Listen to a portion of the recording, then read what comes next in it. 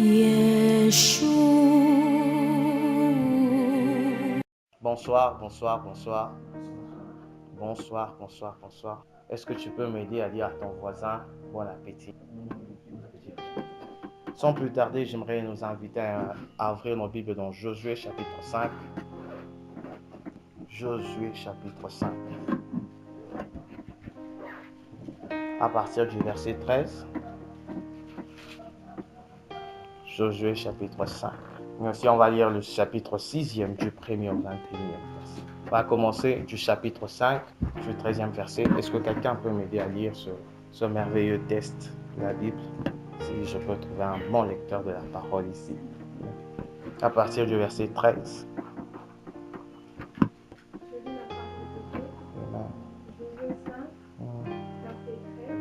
Quand Josué était proche de Jéricho, il leva les yeux et vit un homme debout devant lui, une épée nue à la main.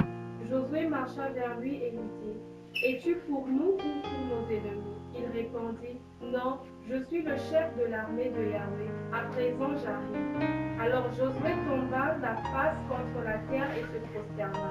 Puis il lui dit: Que dit mon Seigneur à son serviteur? Le chef de l'armée de Yahweh répondit à Josué: Enlève la sandale de ton pied, car le lieu où tu te tiens est un lieu saint. C'est ce que fit Josué. Amen. Amen. Amen. Le thème de ce soir, je l'ai intitulé Le secret derrière la chute du mur de Jéricho. Est-ce que quelqu'un peut m'aider à dire le secret derrière la chute du mur de Jéricho? J'aimerais vous sentir réactif en fait. J'aime quand les gens avec lesquels je parle sont réactifs. Ça m'aide à beaucoup mieux parler. Amen. Sinon, ce soir, nous allons partager sur le secret derrière la chute du mur de Jéricho. Et le chapitre 5e nous montre comment l'ange du Seigneur a apparu.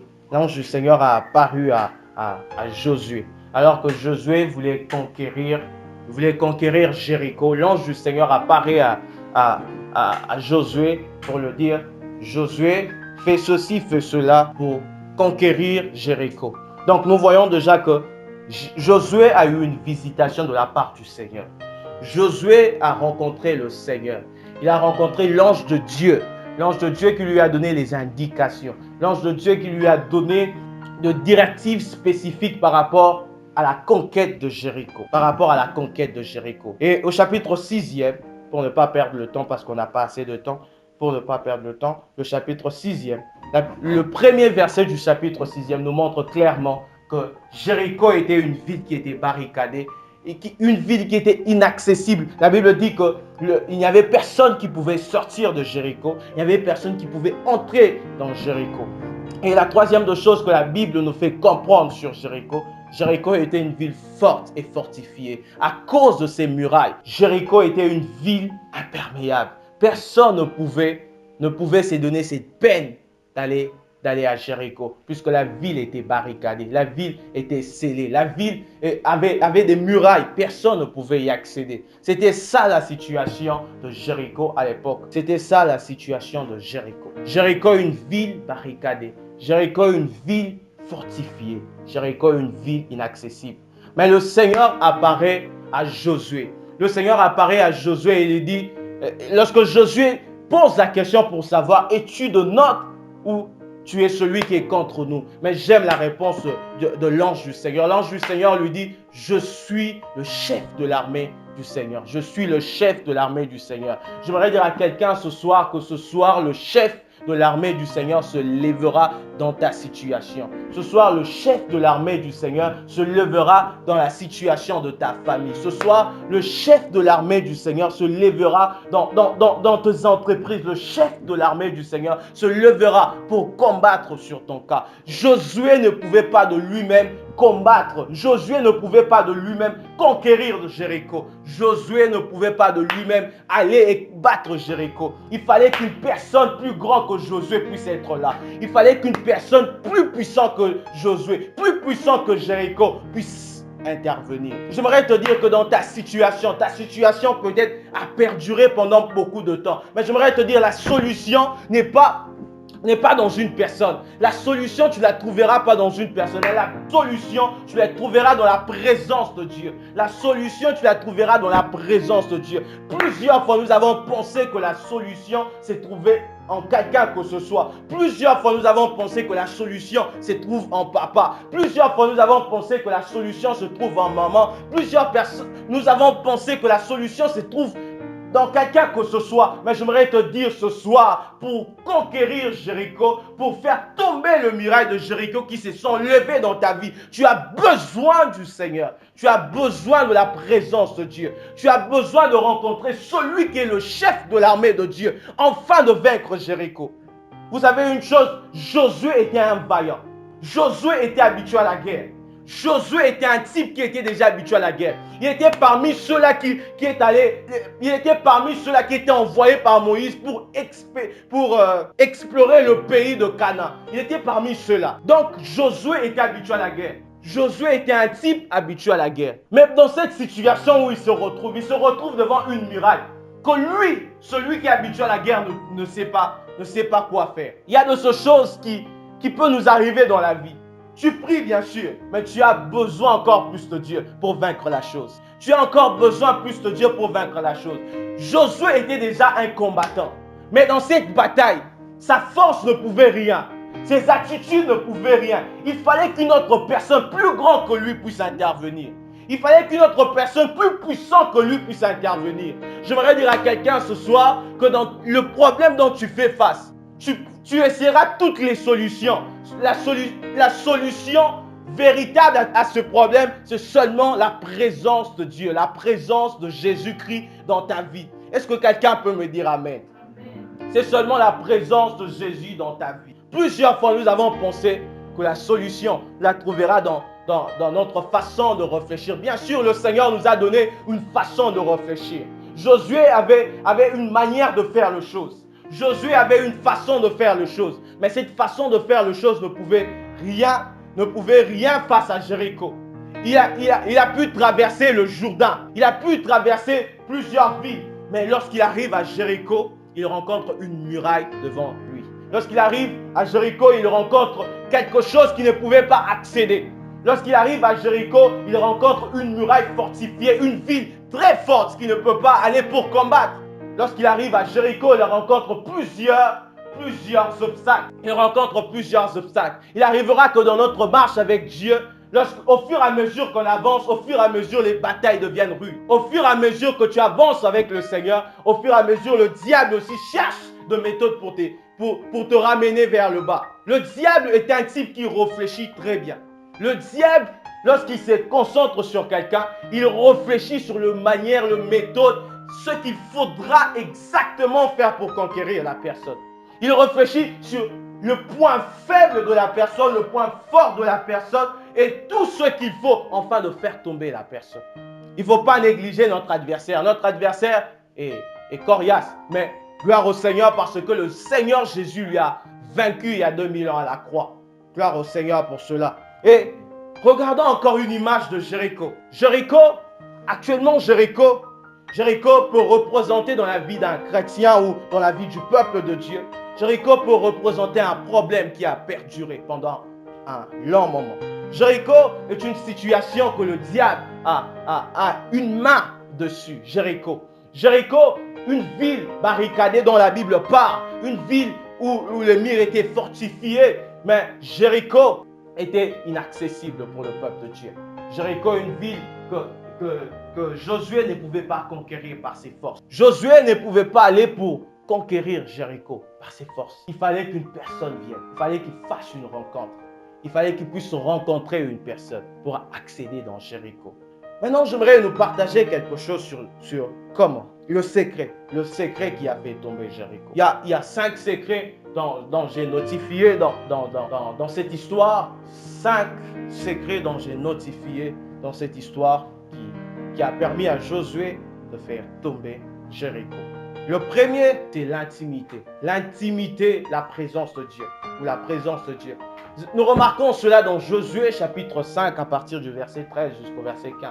La Bible est en train de parler que Josué a fait une rencontre. Il a fait la rencontre avec le chef de l'armée de Dieu.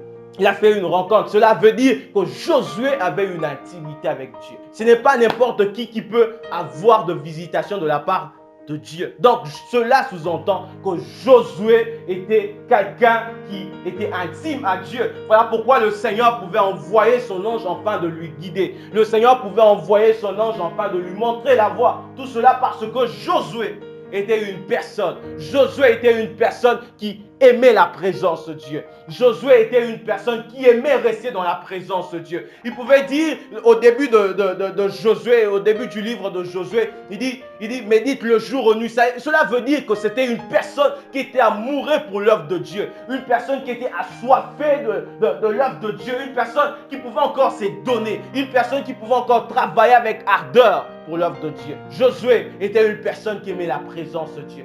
Lorsque le peuple d'Israël s'était détourné vers les idoles, il dit, moi et ma famille, nous servirons le Seigneur. Cette parole de la Bible n'a pas été dite par quelqu'un d'autre que Josué. Josué, c'est celui qui a dit cela. Cela veut dire que Josué était une personne qui avait cultivé la présence de Dieu dans sa vie. Josué était une personne qui avait cultivé la présence de Dieu dans sa vie. Il avait cultivé la présence de Dieu. Il était un habitué de la présence de Dieu. J'aimerais dire maintenant à quelqu'un, combien de fois depuis que c'est bon a commencé tu as prié? Parce que lorsqu'on parle de l'intimité, on voit une personne qui dialogue. Parce qu'une personne qui est intime à l'autre, je n'arrive pas à croire que cette personne ne puisse pas communiquer avec l'autre. Lorsqu'on dit que quelqu'un est intime à l'autre, sûrement il y a une communication entre les deux. J'aimerais nous poser cette question. Combien de fois avons-nous eu le temps de prier? Alors que nous sommes en train de parler de la prière. Combien de temps pendant ce mois, depuis que ce mois a commencé, combien de temps tu as eu le temps de prier? Combien de temps tu as eu le temps de prier? Combien de fois tu as prié? Depuis que cette semaine a commencé, combien de fois tu as prié? Nous voulons que le Seigneur puisse décanter les situations, que le Seigneur puisse faire de grandes choses dans nos vies. Mais le Seigneur ne trouve pas un point d'accès dans nos vies. Le Seigneur ne trouve pas un point d'accès dans nos vies. La Bible dit ceci, que le Seigneur a donné la terre au Fils de l'homme. Donc pour que le Seigneur puisse agir, il a besoin de ton autorisation afin d'agir. Le Seigneur a besoin que tu puisses l'impliquer dans cette affaire pour qu'il puisse agir. Voilà pourquoi ce que tu ne demandes pas, le Seigneur ne va pas te l'accorder. Vous savez pourquoi? Parce qu'il est clairement mentionné dans la Bible que lorsque nous demandons toutes choses au nom du Seigneur, il nous sera accordé. La Bible mentionne demander. Le verbe demander veut dire demander veut dire, donc, tu dois avoir le désir, tu dois soupirer après quelque chose. Mais plusieurs fois, nous disons, le Seigneur connaît. Mais le Seigneur attend que tu puisses lui parler. Le Seigneur attend que tu puisses cultiver une intimité. Le Seigneur attend que tu puisses avoir une relation de seul à seul. Plusieurs chrétiens se sont habitués du fait que le dimanche, ils partent à l'église. Mais le Seigneur n'attend pas cela. Le Seigneur, ce que le Seigneur attend de nous, est que chacun d'entre nous puisse avoir une intimité personnelle avec lui. Puisse avoir une intimité personnelle. L'intimité en masse, c'est bien. Mais l'intimité personnelle est très importante. De plus que l'intimité en masse. Plusieurs personnes se sont consolées du fait que le dimanche, je veux à l'église. Le dimanche, je veux à l'église. Le dimanche, je vais dans la présence de Dieu. J'adore, je saute, je danse. Tout cela est bien. Mais as-tu un moment de prière personnelle avec Dieu? Non pas en famille. Je ne suis pas en train de parler d'une prière en famille. Je suis en train de parler d'une prière personnelle avec Dieu. Une prière personnelle avec Dieu où tu dis, Seigneur, je suis venu te chercher. Il n'y a personne pour donner le son du clavier. Il n'y a personne pour jouer à la batterie. Mais tu es en train de chercher la présence de Dieu. Plusieurs fois, nous avons pensé que la présence de Dieu, c'est avec la mélodie du synthé. Plusieurs fois, nous avons pensé que la présence de Dieu est communiquée à travers le tam-tam. Plusieurs fois, nous avons pensé que la présence de Dieu est communiquée à travers un chant. Non, c'est faux. Toutes ces choses nous aident à accéder dans la présence de Dieu. Mais aussi, lorsque tu manques ces choses, tu peux aussi accéder dans la présence de Dieu. Tu peux aussi accéder dans la présence de Dieu sans ces choses. Tu peux aussi accéder dans la présence de Dieu sans ces choses. Arrêtons d'être de chrétiens de dimanche.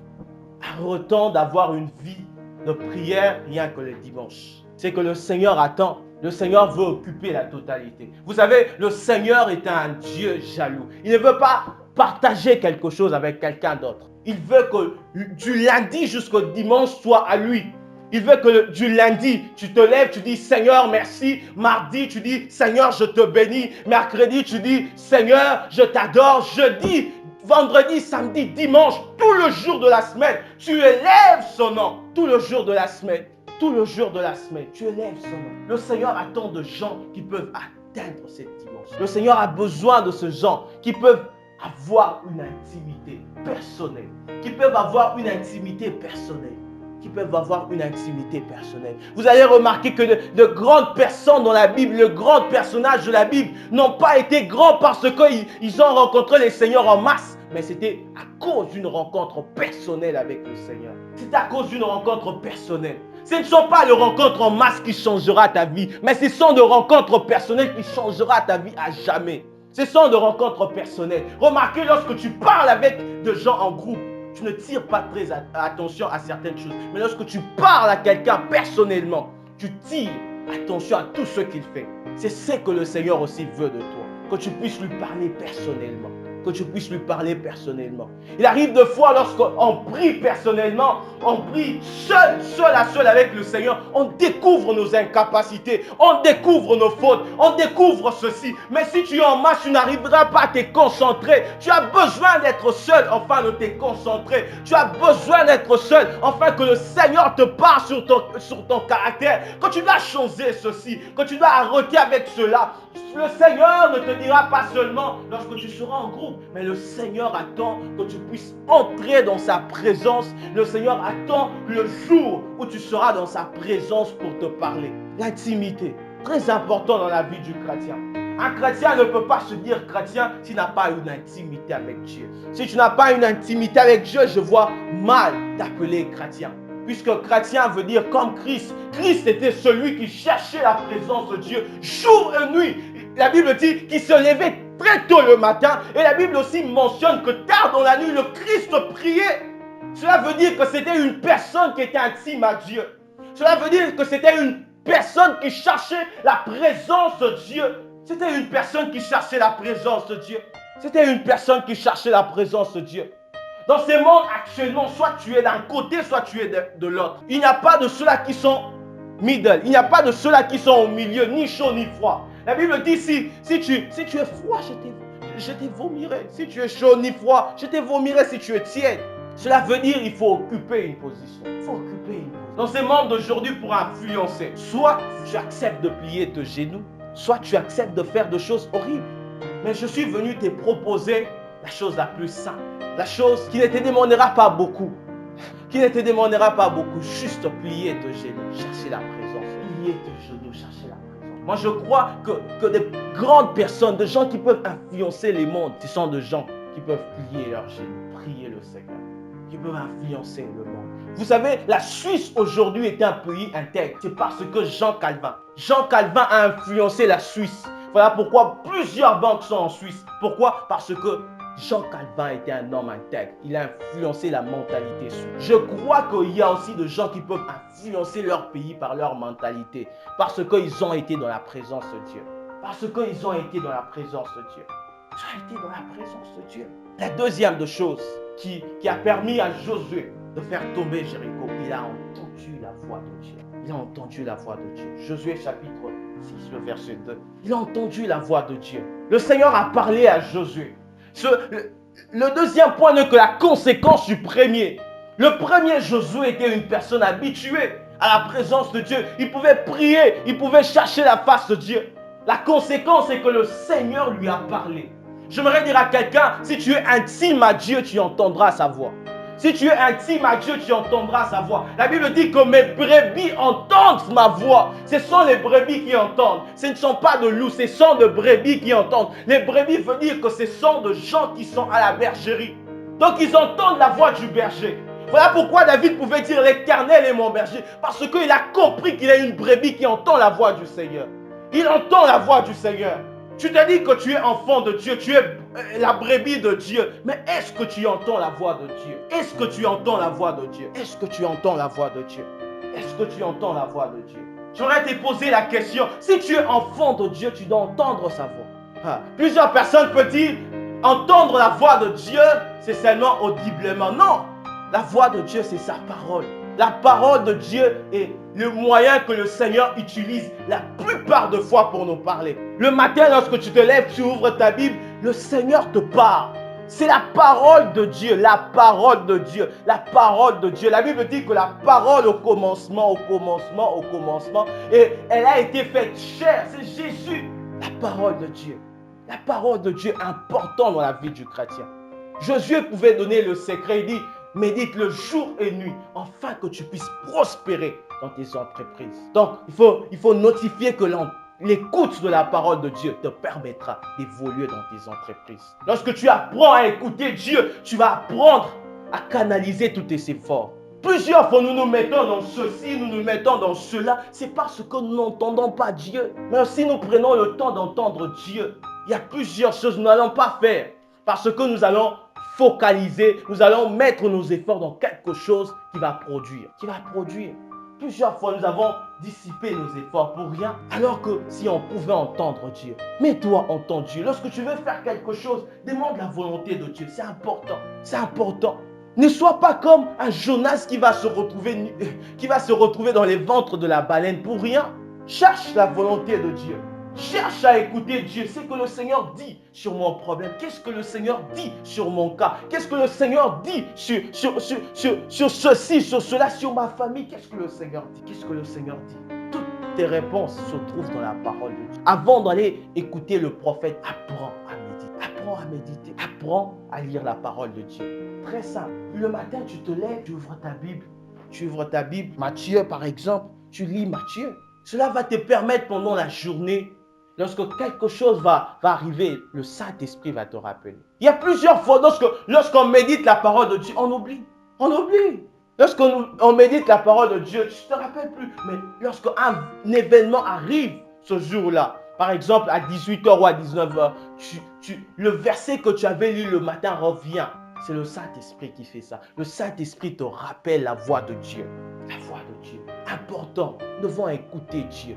Nous devons écouter Dieu. Si Josué n'avait pas prêté attention, mais il n'allait pas obéir et le mur de Jéricho n'allait pas tomber. Il n'allait pas obéir et le mur de Jéricho n'allait pas tomber. Donc, il est important pour nous d'écouter la voix de Dieu. La troisième chose, c'est l'obéissance. Josué a obéi. Josué a obéi afin que cette muraille puisse tomber. Il a reçu l'instruction de la part de Dieu. C'est la troisième étape qu'il faut faire. La première, tu as une intimité. La deuxième, tu as entendu la voix de Dieu. Mais la troisième, est-ce que tu es capable d'obéir à la voix de Dieu? Plusieurs fois, nous avons été indisciplinés et nous avons été désobéissants par rapport à la voix de Dieu. Nous avons entendu Dieu nous dire, ne fais pas. Mais puisque cela va à l'encontre de nos désirs, nous disons, je fais. Plusieurs fois, nous nous sommes opposés à la volonté de Dieu en voulant faire la volonté de la chair. Il faut notifier quelque chose, que la volonté de la chair sera toujours contraire à celle de l'esprit. Les deux ne peuvent pas marcher ensemble. Les deux ne peuvent pas marcher ensemble. Les deux ne peuvent pas marcher ensemble. Voilà pourquoi lorsque tu veux prier, la chair te dit, va regarder le match de football. Je ne dis pas que le match de football c'est mauvais, mais tu sens dans ton cœur que tu dois aller prier. Tu sens dans ton cœur que tu dois aller chercher la face de Dieu, que tu dois gêner. Mais la chair te dit, le matin, il y a un bon déjeuner que tu dois prendre.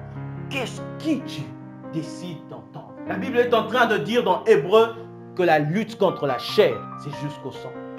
Donc, il faudra, le matin, lorsque tu te lèves, tu te dis, aujourd'hui, je suis dans une bataille qui va durer toute ma vie. La bataille contre la chair ne s'arrête pas lorsque tu as vaincu la chair aujourd'hui. Ça ne s'arrête pas là. Demain, la chair reviendra et te dira, mon cher, je suis là. Moi et toi, c'est jusqu'à fatiguer. Moi et toi, c'est jusqu'à ce que tu vas mourir. C'est jusqu'à ce que tu vas mourir. Ou jusqu'à ce que le Seigneur va revenir. Pour nous qui allons vivre dans lui. Nous devons apprendre à obéir. L'obéissance, c'est quelque chose qui coûte. Des fois, l'obéissance peut t'écouter quelque chose. Des fois, l'obéissance peut t'écouter quelque chose. Il est important d'être obéissant à la voix de Dieu. Lorsqu'on apprend à obéir à la voix de Dieu, les portes s'ouvrent facilement. Puisque c'est la volonté de Dieu que tu fais. Puisque c'est la volonté du Père que tu es en train d'accomplir. La voix de Dieu, tu l'as écoutée. Mais est-ce que tu l'as obéi? Est-ce que tu es capable d'obéir à la voix de Dieu? C'est ça la question que j'aimerais te poser ce soir. Es-tu capable d'obéir à la voix de Dieu? es-tu capable d'obéir à la voix de Dieu? Plusieurs fois, tu as entendu de merveilleux messages. Plusieurs fois, tu as entendu de messages te concernant. Mais les problèmes, tous ces messages, tu les as entendus. C'est là à exciter ta joie. Mais es-tu capable de mettre en pratique toutes ces choses? Es-tu capable? On a dit que dans 5 ans, tu seras ceci. Mais le Seigneur a donné de préalables. Mais es-tu capable d'obéir à ces préalables? Plusieurs fois, nous voulons la bénédiction. Mais sache une chose, lorsque le Seigneur bénit, il veut à ce que tu puisses aussi faire quelque chose qui va t'amener à cette bénédiction. Vous devez savoir une chose. Habakkuk est en train de dire que la promesse a un temps fixé. Cela veut dire aussi que la promesse a été limitée dans le temps. Mais la promesse aussi a un endroit fixé. Pourquoi? Parce que la Bible dit que le peuple de Dieu, ils devaient aller en Canaan pour vivre leur promesse. Donc cela veut dire, si tu n'es pas au bon endroit et si tu n'es pas au moment convenable, tu risques de rater la promesse de Dieu. Tu risques de rater la promesse de Dieu. La promesse se limite dans 3 choses. Le temps, le lieu et aussi la troisième de choses, c'est que tu dois partir, tu dois arriver dans ce lieu au temps convenable. Donc, l'homme est la troisième chose dans la promesse de Dieu. Il y a l'homme, le temps et le lieu. Les 3 choses qu'il faudra comprendre. La promesse a un temps que le Seigneur a fixé. Il y a aussi un lieu que le Seigneur a fixé pour cette promesse. Mais pour que cette promesse puisse s'accomplir, il faut un homme qui doit aller vers cette promesse dans le temps convenable. Amen. La quatrième de choses, il faut garder le calme et la patience. Le calme et la patience. Josué est en train de dire, ne criez pas. Ce n'est pas encore le temps pour nous d'aller crier, de pousser de cris de joie. Il dit au peuple, ne criez pas, ne criez pas. Ce n'est pas encore le temps où Jéricho doit tomber. J'ai entendu le Seigneur, il m'a dit le 7e jour. Non, ce n'est pas le premier jour. Peut-être le peuple, lorsqu'ils ont tourné le premier jour, ils allaient crier. Josué dit, taisez-vous, ce n'est pas encore le temps. Le 2e jour, lorsqu'ils ont encore tourné la muraille, ils veulent crier. Josué leur dit, non, je vous ai dit que ce n'est pas le temps. Le 3e jour ainsi, le 4e jour ainsi. Mais il fallait le 7e jour pour qu'ils puissent pousser un cri. Garde le calme. Dans ton problème, garde le calme. Plusieurs fois, nous avons manqué cette patience. Le Seigneur a dit que ça va arriver. Mais plusieurs fois, nous avons manqué le calme. Nous avons manqué le calme. Le Seigneur est en train de dire au peuple d'Israël, gardez silence, gardez silence, garde silence. Lorsque le Seigneur te dit, garde silence, donc il a déjà préparé quelque chose. Ne t'empresse pas de faire des choses pour aider le Seigneur. Le Seigneur n'a besoin de personne qui peut l'aider. Il est tout puissant, il peut tout faire. Plusieurs fois, nous avons voulu aider le Seigneur. Plusieurs fois, nous avons voulu aider Dieu, pensant que nous sommes plus intelligents que Dieu. Non, nous ne sommes pas plus intelligents que Dieu. Mais le Seigneur te demande une chose, garde le calme. Abraham a reçu la promesse, mais Abraham ne pouvait pas garder le calme. Voilà pourquoi aujourd'hui, tous ceux qui arrivent entre le musulman et le chrétien, cela vient d'Agar et son enfant Ismaël. Pourquoi? Ismaël est les descendants de tout le musulman et de celui qui incarne l'islam. Mais si Abraham avait gardé le calme, si Abraham était patient, cela n'allait pas arriver. Il faut garder le calme et la patience. Le calme et la patience. Plusieurs personnes sont passées à côté de leurs promesses, mais aussi se sont retrouvées dans le trouble parce qu'ils n'ont pas gardé le calme et leur patience. Important, lorsque tu pries le Seigneur, tu as entendu la voix de Dieu, tu es obéissant à la voix de Dieu. Garde le calme. Attends le moment convenable pour agir. Attends le moment propice pour agir. Ne te précipite pas pour faire. J'ai entendu Dieu, j'ai entendu Dieu, j'ai entendu Dieu, j'ai entendu Dieu. Tu te lances directement. Est-ce que c'est le temps convenable pour toi d'y aller? Est-ce que c'est le temps convenable pour toi d'y aller? Cherche à savoir le temps et garde le calme. Cherche à savoir le temps que le Seigneur a fixé et garde le calme. Garde le calme. Sinon, tu seras un scandale pour plusieurs. Sinon, tu seras une pierre d'achoppement pour plusieurs. Parce que tu n'as pas appris à être calme et patient. Le peuple devait garder patience pendant 7 jours. Il devait garder patience pendant 7 jours. C'est au 7e jour qu'il devait pousser un cri. C'est au 7e jour qu'il devait pousser un cri. Ce n'était pas au 4e jour. S'ils étaient impatients, ils n'allaient pas recevoir leur délivrance par rapport à ce peuple. Ils n'allaient pas recevoir leur délivrance par rapport à ce peuple. Une autre histoire encore dans la Bible, c'est général Naaman. Il devait se jeter dans l'eau 7 fois. Imaginez s'il s'arrêtait à la 4e fois. Rien n'allait se passer. Rien n'allait se passer aussi à la 6e fois. Rien n'allait se passer à la 6e fois. Puisque la recommandation du Seigneur était la 7e fois. La recommandation du Seigneur n'était pas la 6e. La recommandation du Seigneur n'était pas la 4e. La recommandation du Seigneur n'était pas la 2e fois, mais c'était la 7e fois. C'était la 7e fois. Il devait garder patience. Il devait être calme. Se plonger encore dans l'eau davantage. Se plonger encore dans l'eau la 7e fois. Lorsqu'il est entré dans l'eau et ressorti, il a été guéri de sa lèpre. Il a été guéri complètement. Parce qu'il a appris à garder le calme et la patience. C'est parce qu'il avait appris à garder le calme, mais aussi la patience. Gardes-tu le calme? Tu as entendu la voix de Dieu. Tu as entendu la voix de Dieu. Tu obéis à cette voix. Tu t'es décidé d'obéir. Mais est-ce que tu gardes le calme, attendant le moment que le Seigneur a prévu pour toi? Est-ce que tu es en train de garder le calme? Ou tu es en train de te précipiter? Ne te précipite pas. Le Seigneur a réservé. Ne te précipite pas. Le Seigneur a réservé. Vous savez une chose, la Bible dit que dans nos cœurs, le Seigneur a mis de chemins tout tracés. Psaume 84. Il dit, dans nos cœurs, il y a de chemins tout tracés. Voilà pourquoi ne te précipite pas. Le Seigneur a déjà tracé toutes choses. Si tu cherches à aider Dieu, tu te retrouveras en dehors de la volonté de Dieu. Ne cherche pas à aider Dieu, mais laisse Dieu faire ce qu'il a prévu pour toi. Abraham a cherché à aider Dieu en lui donnant Ismaël, en disant, ta promesse est dure, ta promesse est en train de durer. Je vais avoir Ismaël et Ismaël sera ceci. Mais l'idée de Dieu, lorsque Dieu concevait les choses, il n'avait pas vu Ismaël. Il voyait Isaac. Il voyait Isaac.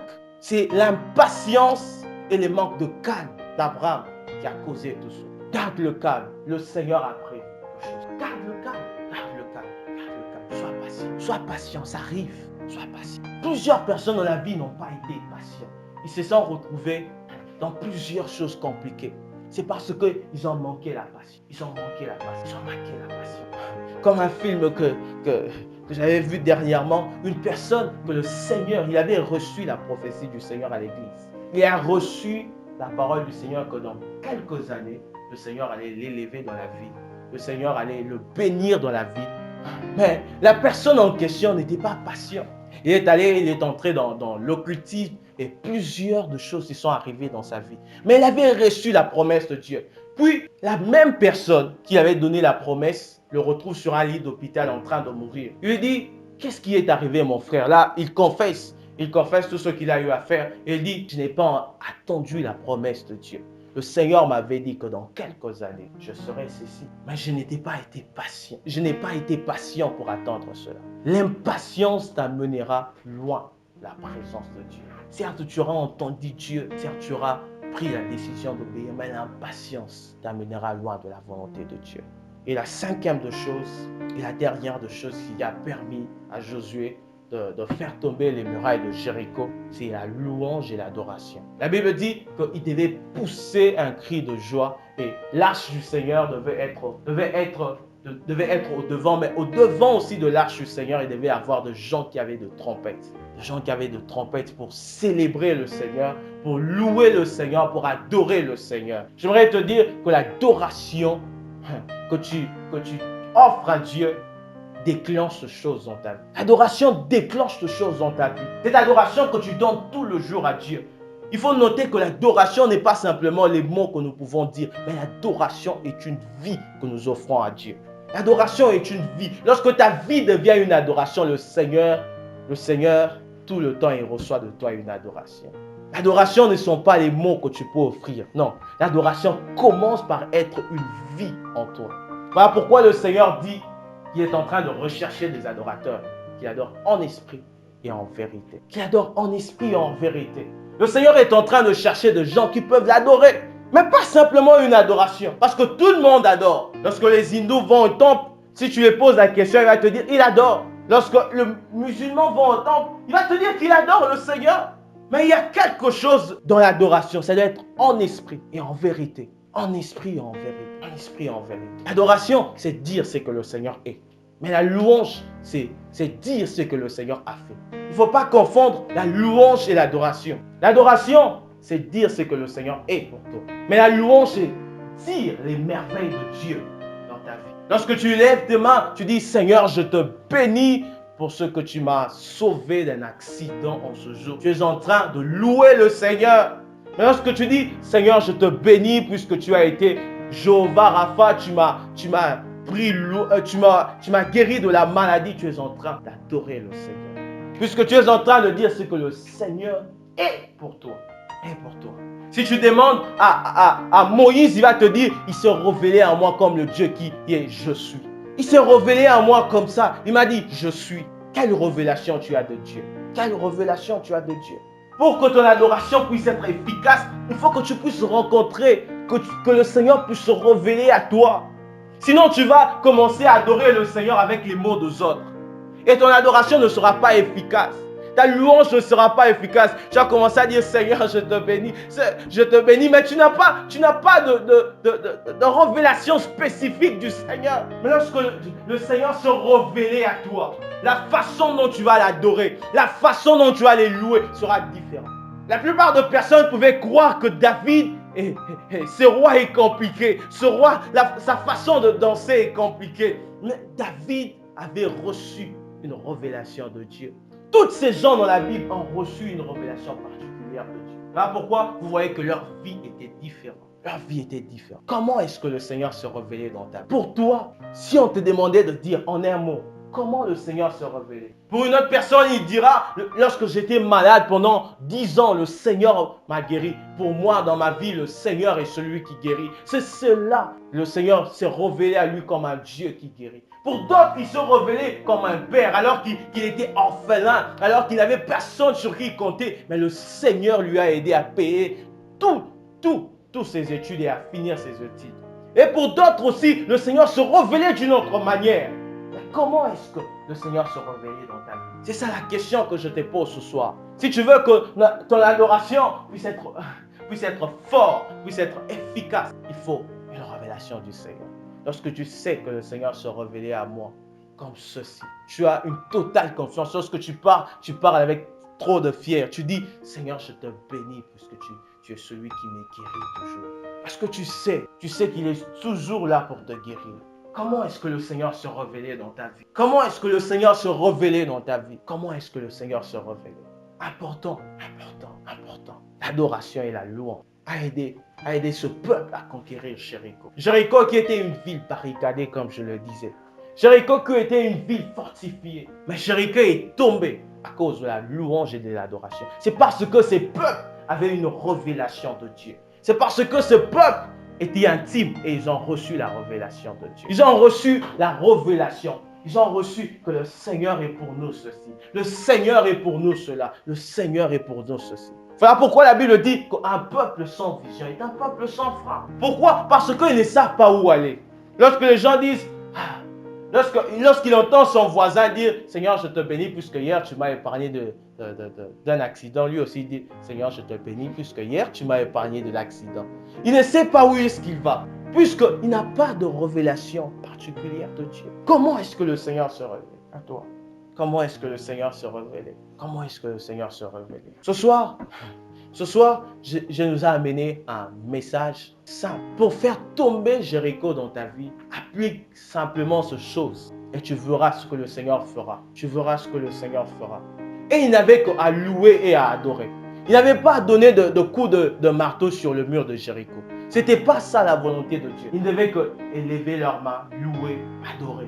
C'était tout. Tout ce qu'il devait faire. Il devait seulement louer et adorer. Il devait seulement louer et adorer. Mais dans ton Jéricho, est-ce que tu adores le Seigneur? Tu veux voir ces problèmes changer. Tu veux voir ces problèmes être résolus. Mais tu n'as pas l'attitude d'un adorateur. Cela ne peut pas changer. Tu veux voir ces problèmes qui ont duré pendant plusieurs années être changés et transformés. Mais si tu n'as pas le corps d'un adorateur qui peut se lever, avant même que le mur ne puisse tomber, le peuple est en train de louer et d'adorer. Puisque c'était la parole de Dieu qu'au 7e jour, lorsque vous finissez de tourner, vous devez pousser de cri. Encore tomber. Mais ils savaient qu'avec mon adoration, avec ma louange, je vais faire tomber Jéricho. Ils savaient cela. Ils savaient cela. J'aimerais dire à quelqu'un, si la louange veut briser le chêne, c'est que l'adoration peut faire. Puisque l'adoration touche le cœur de Dieu, l'adoration amène la présence de Dieu. Si la louange peut briser le chêne, mais l'adoration fait à ce que Dieu puisse intervenir dans ta situation. Alors commence à adorer. Alors que Jéricho n'est pas encore tombé, commence à adorer. Commence à adorer le Seigneur. Loue le Seigneur. Loue le Seigneur. Ah, Seigneur, je te bénis, puisque je sais que tu vas guérir mon père qui est malade. Oh, Seigneur, c'est ça la prière d'un homme qui a foi en Dieu. La prière d'un homme qui est confiant en Dieu. Il sait qu'il a entendu Dieu dire que mon père sera guéri. Ou bien ma mère sera guérie. Je ne sais pas ta situation. Je ne sais pas le problème par lequel tu es en train de passer. Mais je suis venu te dire ce soir, commence par adorer le Seigneur. Commence par louer le Seigneur. Et tu verras ces problèmes être décantés. Et tu verras ces problèmes être décantés. Je voudrais dire à quelqu'un que ta louange et ton adoration peut engendrer de choses. Ta louange et ton adoration peut créer de choses dans les mondes spirituels. Dans les mondes spirituels, ta louange et ton adoration. Ne néglige pas le moment de louange. Ne néglige pas le moment d'adoration. Parce que pendant ce moment, il y a de choses qui se passent. Parce que pendant ce moment, le Seigneur est en train d'agir dans nous. Pendant ces moments, le Seigneur est en train de se manifester. Pour Jéricho, il ne fallait pas faire beaucoup de choses. Il devait seulement louer. Il devait seulement louer et adorer le Seigneur. Est-ce que dans ta situation, les problèmes qui se tiennent devant toi, es-tu capable de louer le Seigneur? Es-tu capable de louer le Seigneur dans ces problèmes qui se tiennent devant toi? Ou bien tu te plains, tu te dis, Seigneur, voilà encore ces problèmes à durer pendant plusieurs années. Voilà ce problème, c'est maintenant 5 ans que le même problème est là. La situation ne change pas, la situation est la même. Tu es en train de te plaindre, de te plaindre, de te plaindre. Alors que tu te plains, le diable est en train d'enfoncer encore. Le diable est en train d'enfoncer encore. Le diable est en train encore de rajouter, de rajouter, de rajouter. Le diable est en train de rajouter. Si tu prenais juste la décision de te décider de commencer à adorer, la décision de commencer à louer le Seigneur, la décision de commencer à bénir le nom du Seigneur dans ses problèmes, dire Seigneur, je te bénis, même si ça a duré, mais je sais qu'un jour tu te lèveras. Seigneur, je te bénis, même si ces problèmes a fait 7 ans, mais je sais que la 8e année tu te lèveras. Seigneur, je te bénis, même si cette perte du sang a fait 11 ans, mais je sais que la 12e année, tu passeras par ici pour me bénir. Nous devons avoir une attitude d'un adorateur. Attitude d'une personne qui peut commencer à louer alors que le problème est encore là, mais tu commences à louer. Alors que le problème est encore là, tu commences à louer. C'est cette attitude que nous devons avoir, chrétiens. Ce n'est pas une attitude de complainte où lorsque tu pars voir quelqu'un, tu rencontres encore ces mêmes problèmes. Cher frère, tu sais, l'année passée, j'ai rencontré ceci. Cette année, la chose est encore là. L'année prochaine, je suis sûr encore que ça sera là. Non, ce n'est pas ça la vie chrétienne. La vie chrétienne, c'est lorsque tu acceptes de dire Seigneur, ce problème est là. Seigneur, ce problème est là. Mais je te bénis puisque tu vas me faire sortir de ces problèmes. Ce problème est là. Mais je te bénis puisque je sortirai de ces problèmes. C'est ça la vie chrétienne. C'est ça la vie chrétienne. Ce n'est pas complaindre. Ce n'est pas dire oh, ces problèmes. Oh, mon père a souffert de cette maladie. Oh, moi aussi, je suis en train de souffrir de cette maladie. Mais quand mon père est mort, je me dis aussi, je veux mourir. Non, ce n'est pas ça la vie chrétienne. Bénis le nom du Seigneur. Dis, Seigneur, je te bénis. Si mon père est mort de cette maladie, je te bénis puisque tu seras celui qui va briser cette maladie dans ma famille. Bénis le nom du Seigneur. Bénis le nom du Seigneur. Oh, j'ai beaucoup aimé le témoignage de la sœur le dimanche, lorsqu'elle est en train de dire que son père souffrait d'une maladie et qu'elle aussi, elle souffrait de la même maladie. Mais elle n'a pas baissé les bras. Elle n'a pas baissé les bras. Elle n'a pas baissé le bras. Ne baissons pas les bras. Moi, j'ai toujours dit que la vie n'appartient pas à ceux qui peuvent abandonner. La vie n'est pas faite pour des gens qui peuvent abandonner. La vie est faite de gens qui disent ah, même si je suis aujourd'hui, demain, je me lève. La journée, c'est une nouvelle journée. 24 heures et 24 heures de temps, j'ai dans cette journée. Plusieurs personnes, lorsque cette journée, par exemple, il y a eu beaucoup de problèmes, lorsqu'il part se coucher, se dit ah, demain, c'est le même. Non, dis-toi, demain, c'est un autre jour. Demain, le Seigneur va renouveler ses bontés. Vous savez, le Seigneur renouvelle ses bontés chaque matin. Le Seigneur ne te laisse pas aller avec les bontés d'hier qui te suivent. Non, il dit, toi, bonté d'hier, reste là-bas. Je te renouvelle encore ce matin. Vas-y avec la force. Vas-y encore. Mais plusieurs fois, nous avons pensé que le Seigneur nous laisse avec les bontés d'hier. Que les mêmes choses d'hier doivent nous suivre. Non, le Seigneur renouvelle chaque matin. Chaque matin, le Seigneur se rassure. Ah, aujourd'hui, je renouvelle. Le Seigneur ne te laisse pas aller avec de choses passées. Le Seigneur ne te laisse pas aller avec de choses passées. Mais le Seigneur se rassure qu'il a renouvelé nous avant que la journée ne puisse commencer. Avant que la journée ne puisse. Non, pourquoi tu te plains sur ce qui se passait? Relève-toi. Aie la tête haute. Avance. Avance. Avance. Avance. Celui qui a créé l'ampoule ne s'est pas arrêté une fois. Parce que la première fois, il avait sûrement échoué. La deuxième fois, il avait complètement échoué.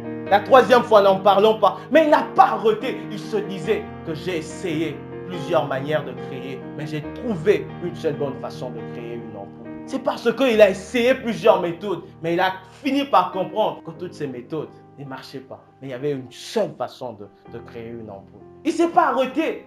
Il ne s'est pas arrêté tout le jour. J'ose penser que tout le jour, il allait dans son laboratoire pour essayer. Pour essayer si ça va marcher. Cette fois-ci, ça va marcher. Et quand il n'avait pas de résultat, il se disait, c'est ok, demain je reviendrai encore. Demain je reviendrai. Demain je reviendrai. Je n'arrête pas. Je reviendrai encore. Jusqu'à ce que j'aurai trouvé une solution. Jusqu'à ce que j'aurai trouvé. Vous savez, il y a une histoire dans la Bible. La Bible est en train de parler de ces juges injustes, de ces juges iniques et de la femme qui venait tout le jour pour assister. Cette femme ne s'arrêtait pas le premier jour. Peut-être que ces juges disaient, ah, yo, le Wakuna, pour ceux qui comprennent Lingala, il disait, va là-bas, je n'ai pas le temps pour toi. Mais cette femme revenait encore. Le deuxième jour, il les voyait encore. Ah, qu'est-ce que tu es venu encore chercher ici? Le troisième jour, la femme revenait encore. Non, car toi, vraiment, tu me fatigues. Non, le quatrième jour, elle revenait encore. Jusqu'à ce que le juge a décidé de plaider pour son cas. Pourquoi? Parce qu'elle se disait, demain, je reviendrai encore. Je reviendrai. Pourquoi tu t'arrêtes à un jour? Pourquoi?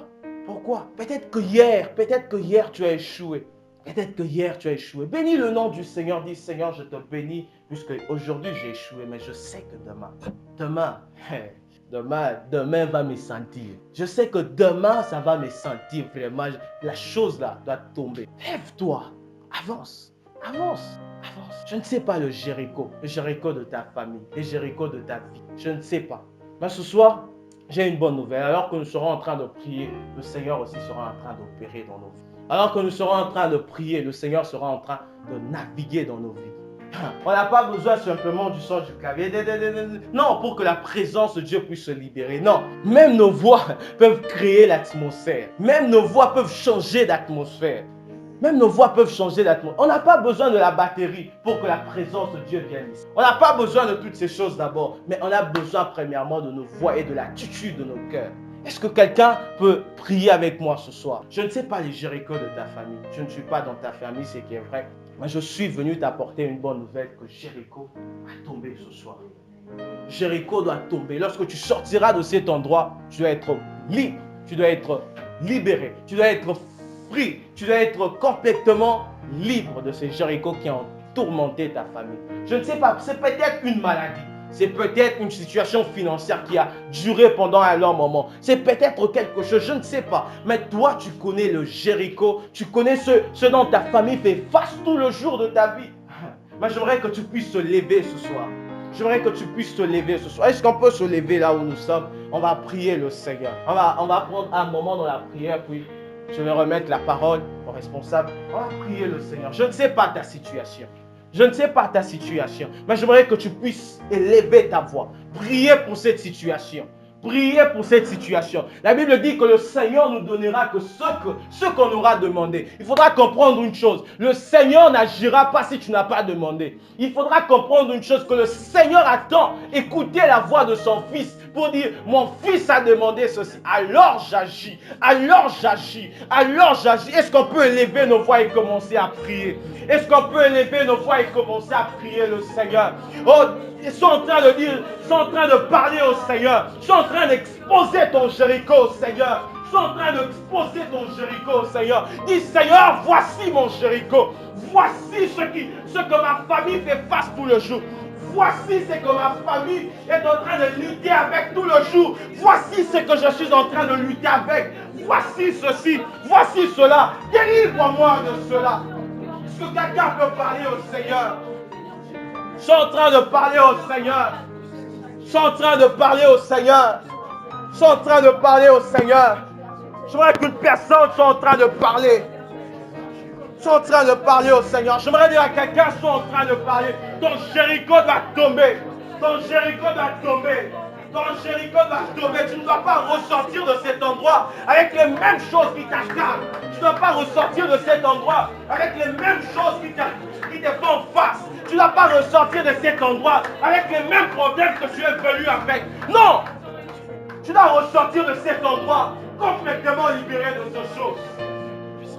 Complètement libéré de ces choses. Tu dois ressortir de cet endroit libéré de ces choses. La présence de Dieu est en ce lieu. La présence de Dieu est en ce lieu. Je voudrais dire à quelqu'un, la présence de Dieu est en ce lieu. La présence de Dieu est en ce lieu. Nous ne sommes pas venus blaguer, nous ne sommes pas venus faire du jeu ici. Mais nous sommes venus chercher la présence de Dieu. La présence de celui qui peut changer les choses. La Bible est en train de dire que dans une nuit, les bâtons d'Aaron a fleuri dans une nuit. Donc ton problème peut changer alors que nous sommes en train de prier. Ne néglige pas ces moments. Ton problème peut changer alors que nous sommes en train de prier. Ton cas peut changer alors que nous sommes en train de prier. Ton problème peut changer. Ton problème peut changer. Je vais dire à quelqu'un que ton problème peut changer. Ton problème peut changer. Ton cas peut être résolu alors que tu es en train de prier.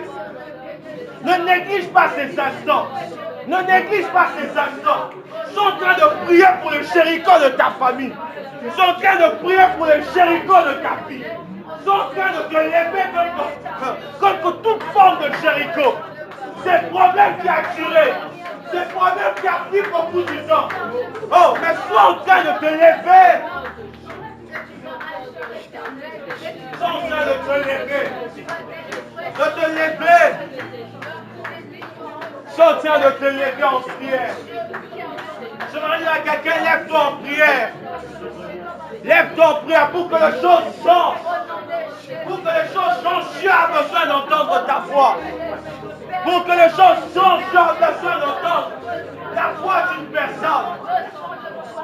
Le Seigneur a besoin d'entendre la voix d'une personne pour intervenir. Pour intervenir. Pour intervenir, le Seigneur a besoin d'entendre. Une foi qui se lève. Une foi qui se lève. Oh, une foi qui se lève. Une foi qui se lève. J'aimerais dire à quelqu'un que ton Jéricho va tomber ce soir. Ton Jéricho va tomber ce soir. Alors que tu es en train de prier, Jéricho est en train de tomber. Alors que tu es en train de prier, Jéricho est en train de tomber. Oh, Rabba Shakatayabai. Est-ce que quelqu'un peut monter encore en prière? Pas encore prier, pas encore chercher la face de Dieu. Peut-être que c'est Jéricho sur la maladie qui a perduré dans ta famille. Peut-être que c'est Jéricho sur la maladie qui a perduré dans ta famille. Mais ce soir, je voudrais que tu arrêtes cela. Ce soir, je voudrais que tu arrêtes cela. Ce soir, je voudrais que tu arrêtes cela. Je voudrais dire à quelqu'un, arrête cela. Jéricho va tomber. Tu ne dois pas quitter ces instants avec les mêmes Jéricho, avec les murs barricadés. Mais ce mur va tomber. Cela doit tomber. Cela doit tomber. Oh, cela doit tomber.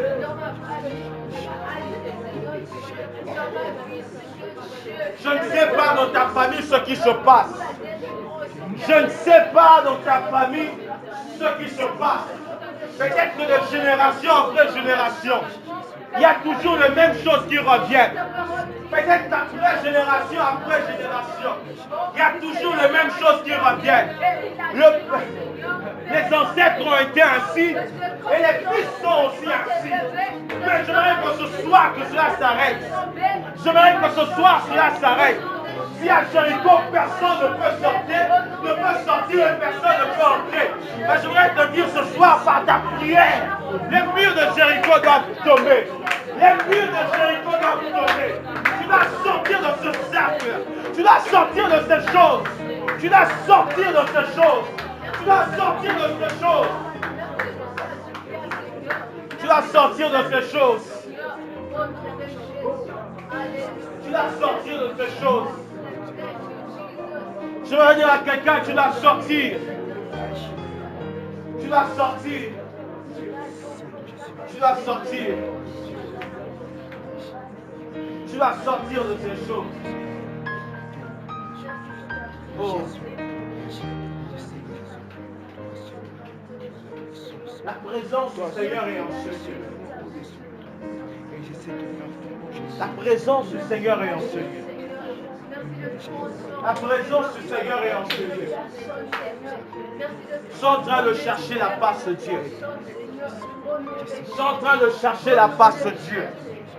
Je veux dire à quelqu'un, le Seigneur aura accompli selon ce que tu as demandé. Le Seigneur ne va pas te donner ce que tu n'as pas demandé.